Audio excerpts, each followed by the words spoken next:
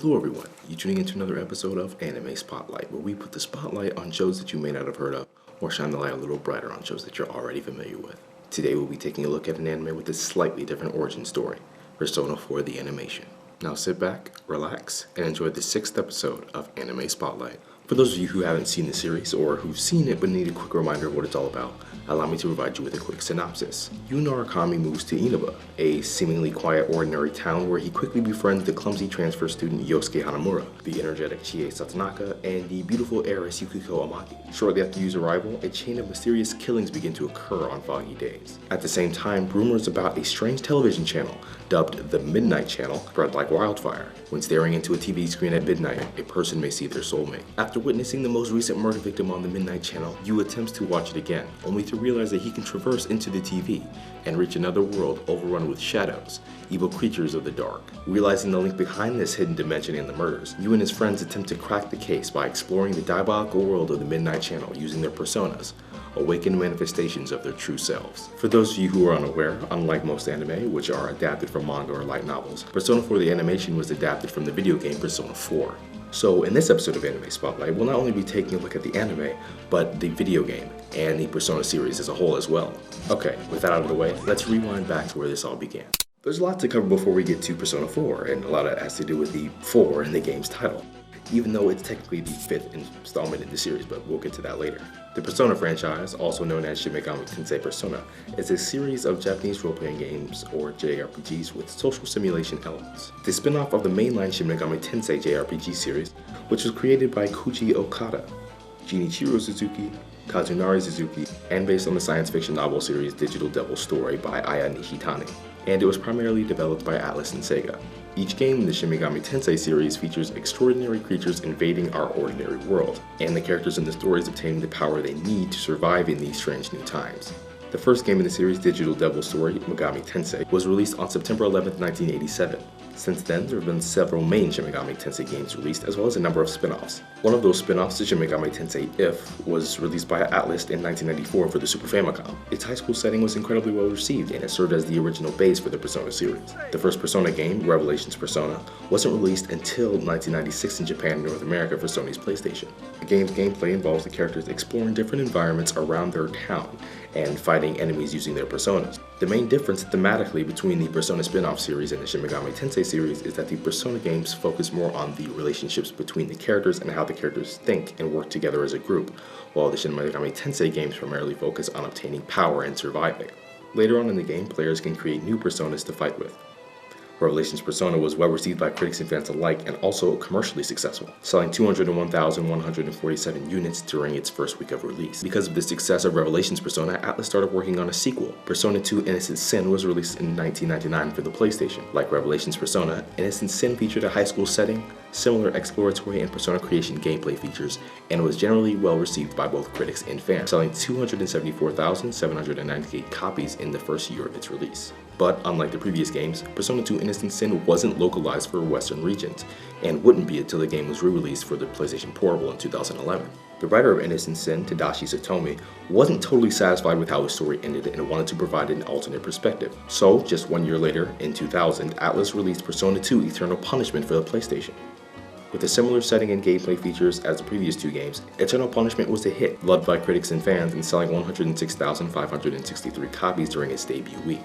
Eternal Punishment was the game that firmly cemented the Persona series as a mainstay in Western regions, and it was the last game not to contain Shin Megami Tensei in the title. That's until Persona 5's release early next year. The main themes of the first three games was an examination of the human psyche and characters discovering their true selves, which would become an important theme in later Persona games. In 2004, after completing Shin Megami Tensei Nocturne and Digital Devil Saga, Atlus began development on Persona 3. It was released 2 years later in 2006 for the PlayStation 2. Persona 3 featured a similar setting and style of gameplay as the previous games, but there were also significant changes made to the Persona formula. Those changes included adding in new social simulation features called social links, which represent the bonds formed between the characters and can grant special bonuses, AI-controlled partners, one large main dungeon, and more. Persona 3 was a critical and commercial success, selling 127,472 copies in its first week, while receiving rave reviews from critics and fans alike. And now we are finally getting to Persona 4. While ideas for Persona 4 were being bounced around before it, the development of Persona 4 didn't begin until after the release of Persona 3. Atlus's goal was to improve the story and gameplay elements of Persona 3 without making the game feel too similar. Katsura Hishino, the game's director, stated, "To accomplish that, we tried to give the players of Persona 4 a definite goal and a sense of purpose that would keep motivating them as they played through the game.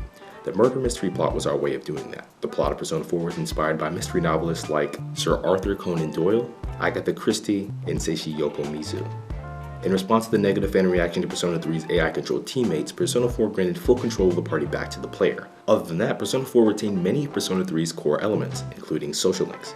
They also focused on filling the world, including so much data about the game's school life, character relationships, and spoken dialogue that Atlus was afraid that it might not all fit on the game disc. The design of Inaba, the rural town where the game takes place, was based on a town close to Mount Fuji. How the town would look was a source of contention among the game's developers because each staff member had their own image of a rural town. They decided to make Inaba a run-of-the-mill town instead of making a larger city with more tourist attractions. This allowed them to focus their development time on other areas. But in order to keep the game from getting boring, they created several in-game events to spice things up. Initially, the characters were more rural than what was called for.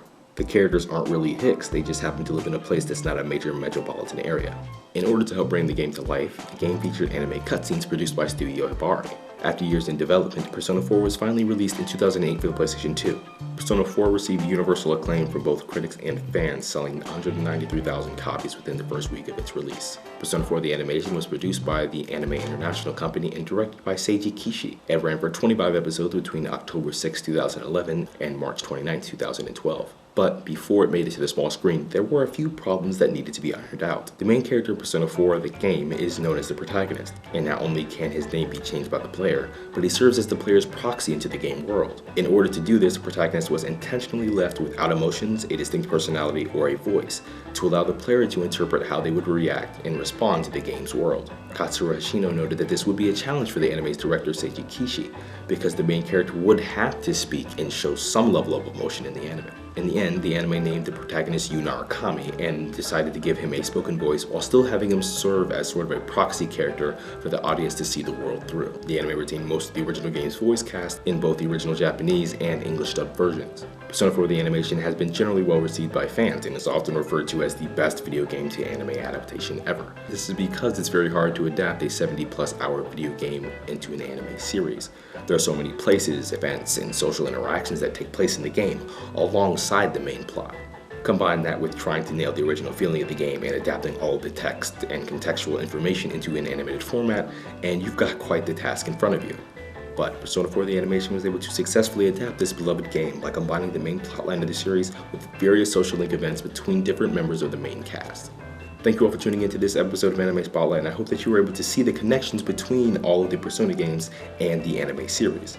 As the main focus of this video was to show how all of the games influence the anime, I didn't cover everything about the video game series, its spin-offs, re-releases, or the other anime series based on the re-release of Persona 4 Golden.